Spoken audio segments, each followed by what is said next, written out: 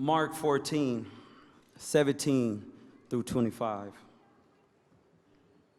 In the evening, he came with the 12 to sit before a meal that was prearranged to talk about some things with the 12.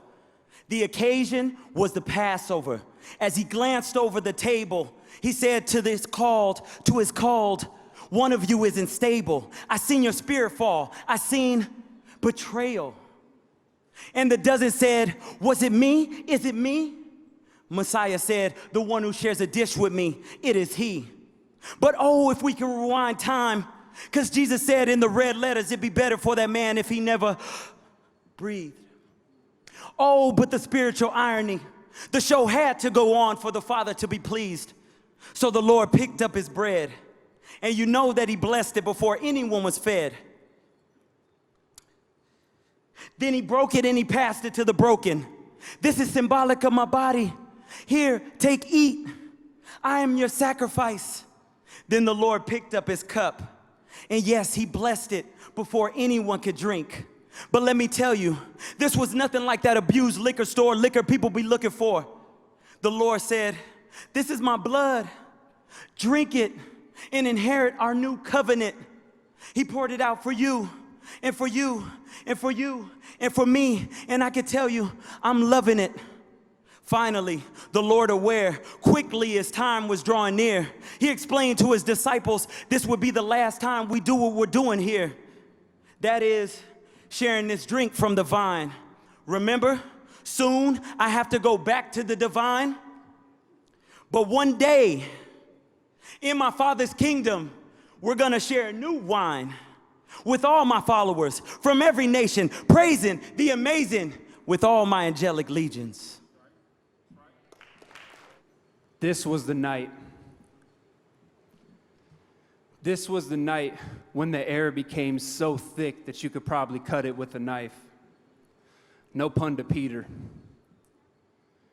This was the night when the pressures of reality began to weigh so heavy that all our Messiah could do was fall to his knees.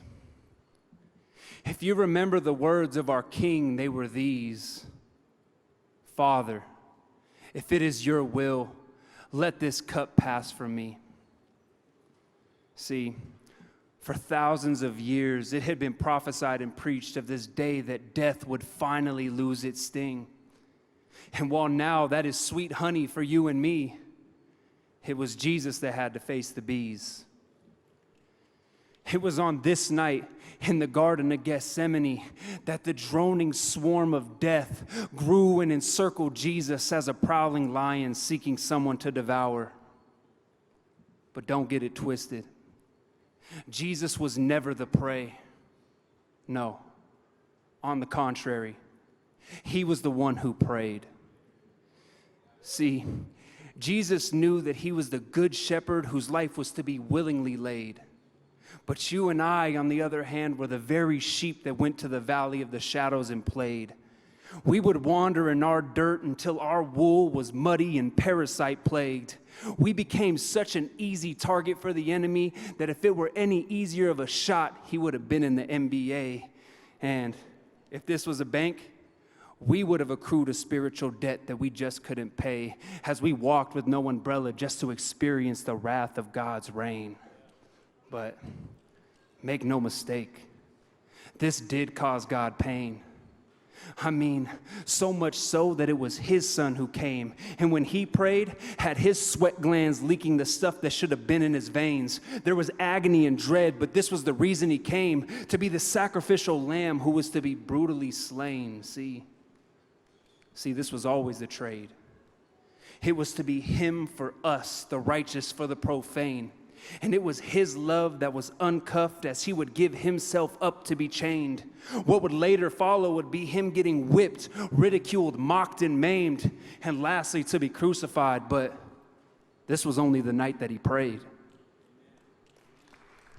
How can I deny the one that has gave me purpose, life, a way to survive before the rooster cries and the sun rises?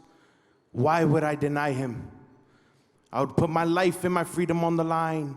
Broke bread, drank from the same vine. Deep conversations, seat reclined. I can never imagine it.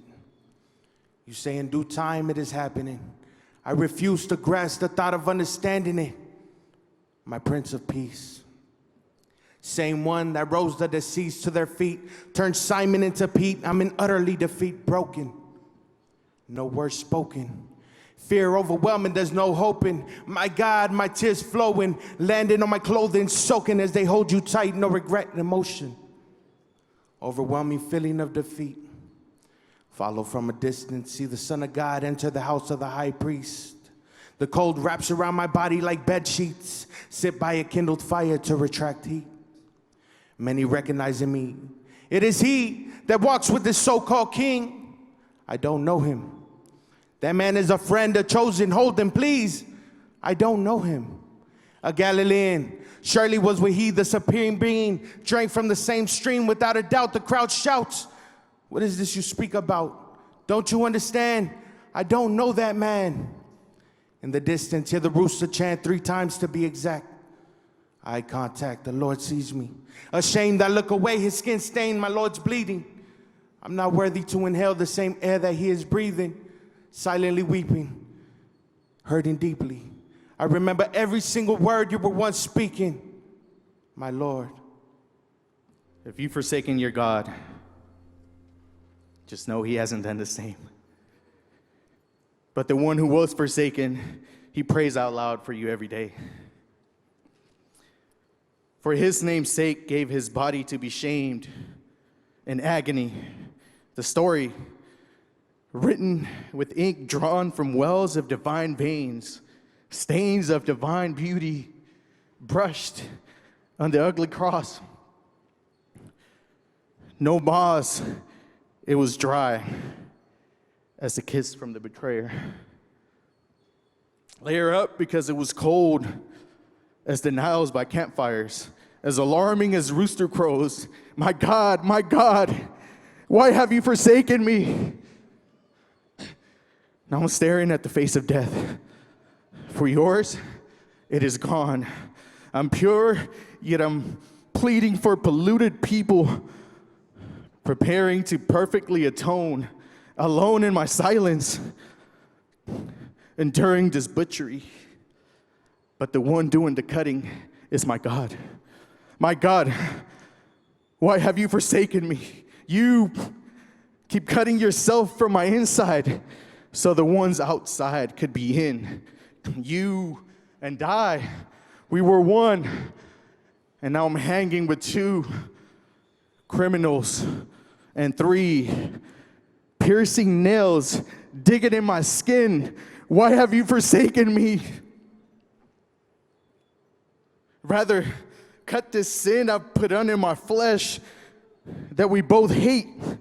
But these men that we both love, we must cup in our hand as I drink of this pain. But our love, it was so much stronger than rain or death. So why have you forsaken me? You broke me. You broke me like bread, and you dipped me in wine. Now it's time to partake. As I remember the talks we had about this from before the foundation of the world, for which I had such a intense adore, but now our holy soliloquy has ceased, and I'm trying to figure out this bang butt brill coming from your silent throat, probably as dry as mine, and the cold shoulder manifested by this darkness. No sunshine from your face, and no stars twinkle from your eye, as I refuse to drink of this moon. Shine that would numb the pain, but won't make this dusk turn bright, because this finite flight cannot be compared to this infinite. Why have you forsaken me? It has become clear to me that what I dreaded from this cup wasn't the whip at the top, but the shot of the separation. And it tastes more bitter than Judas's kiss, and it's more sour than Peter's denials. And it burns more than stripes from cats of 9 tails. But I won't stop, and I won't escape until the temple drapes fall on their face and the old saints can wear them. And all the people screaming for my demise, give us Barabbas, can instead get my God, it is finished.